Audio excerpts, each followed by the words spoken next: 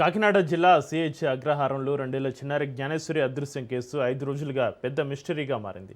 June 6వ తేదీన తన పెంపుడు కుక్కతోటి కలిసి ఇంటి నుంచి బయటకు వెళ్లిన చిన్నారి ఇప్పటివరకు తిరిగి రాలేదు. అయితే ఆశ్చర్యకరంగా చిన్నారితో పాటు వెళ్లిన పెంపుడు కుక్క మాత్రం ఒంటరిగా ఇంటికి తిరిగి వచ్చింది. గత 5 రోజులుగా పోలీసులు, స్థానికులు తీవ్రంగా గాలిస్తున్నప్పటికీ చిన్నారి ఆచూకీ లభించలేదు. దీంతో ఈ కేసులో పోలీసులు ఒక వినూత్న ప్రయోగానికి సిద్ధమయ్యారు.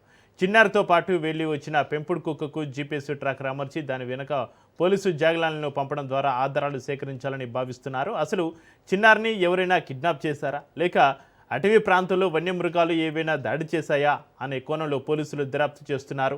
ఈ ప్రాంతంలోని సీసీ కెమెరా విజువల్స్ టెక్నాలజీ ఆధారంగా వెతికిన ఎలాంటి క్లూ దొరక్కపోవడంతో కుటుంబ సభ్యులు తీవ్ర ఆందోళనలో ఉన్నారు. నన్ను నా కూతురి దగ్గరికి తీసుకెళ్ళు అంటూ ఆ పెంపుడు కుక్కను పట్టుకుని చిన్నారి తల్లి భావని రోధిస్తున్న దృశ్యాలు స్థానికులను కంటతడి పెట్టిస్తున్నాయి.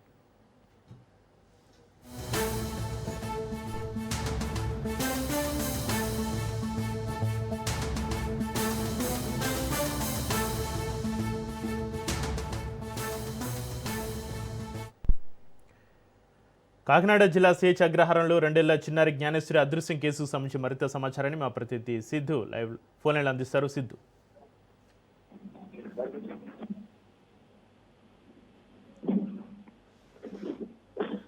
సిద్ధు, కాకినాడ జిల్లా సిహెచ్ అగ్రహారంలో 2 ఏళ్ల చిన్నారి జ్ఞానేశ్వరి అదృశ్యం కేసుకు సంబంధించి మీ దగ్గర ఉన్న అప్డేట్స్ ఏంటి సిద్ధు?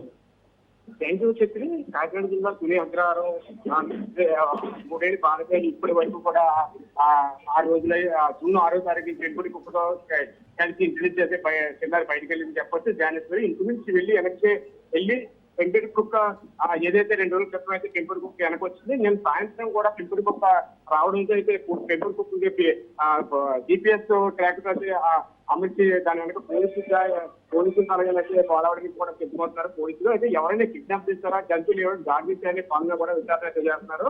సీసీ కెమెరాలో టెక్నాలజీ ఆధారంగా గాలించి చేపట్టే విధంగా కూడా ఆధారం గురించి చెప్పచ్చు. కూతురు తన కూతురు దగ్గర తీసుకెళ్ళాలని కుక్కనైతే ప్రాధాన్యపడుతుంది జ్ఞానేశ్వరి తల్లి. అయితే గత 6 రోజుల పెట్టి కూడా జిల్లా యంత్రాంగం, జిల్లా పోలీసులు అందరూ కూడా జ్ఞానేశ్వరి ఎదిగే ప్రయత్నం చేస్తారని చెప్పొచ్చు. ఇక్కడ ఏదేమైనా కూడా కొన్ని ట్రోల్స్ అయితే చేస్తారని చెప్పతే నిన్న ఏదైతే మన రాజుతో మాట్లాడుకుని జరిగింది. జ్ఞానేశ్వరి తల్లి చాలా వరకు కూడా మా భార్య భర్తల మీద ట్రోల్స్ చేస్తారు, మేమే చేస్తారని కూడా జ్ఞానేశ్వరి తల్లి కూడా ఆరోపించడం జరిగింది. సరైన పద్ధతి కాదు, బాధలో మేము ఉన్నాం కాబట్టి బాధ నుంచి రోజుకి అడవులు